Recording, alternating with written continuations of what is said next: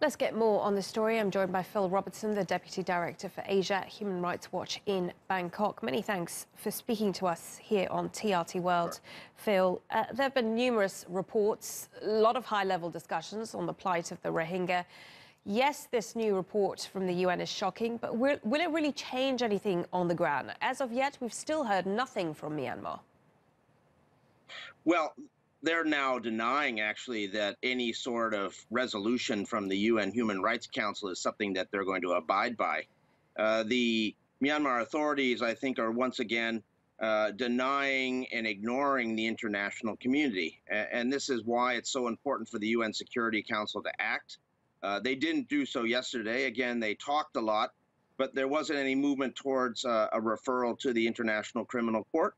And there wasn't any further action on setting up perhaps an ad hoc international criminal tribunal that if would be the next step if, in fact, a referral to the ICC is not possible. So, it's sad to say, but we still see the same sort of twiddling of thumbs, expressions of concerns, but little action from the international community to deal with this horrific situation. Why do you think that's the case?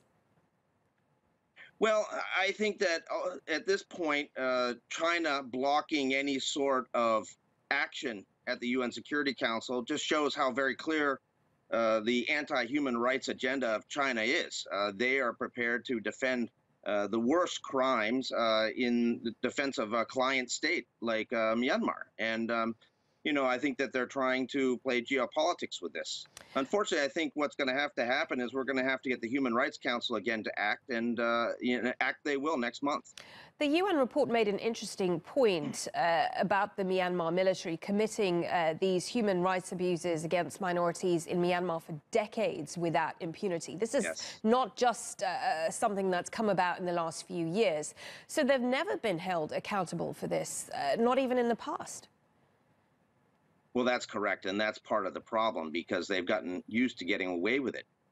This report by the fact-finding mission looked at not only the situation with the Rohingya, but also the attacks against the Kachin and the Shan in the north of the country, and again determined that there were crimes against humanity that had been committed.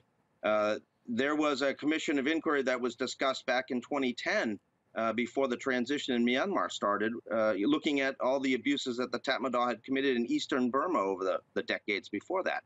So this is a military that has gotten away with murder of civilians for decades. And now, finally, there's a possibility that their top commander could be held account. That's what we want to see, and that's what we're going to push for.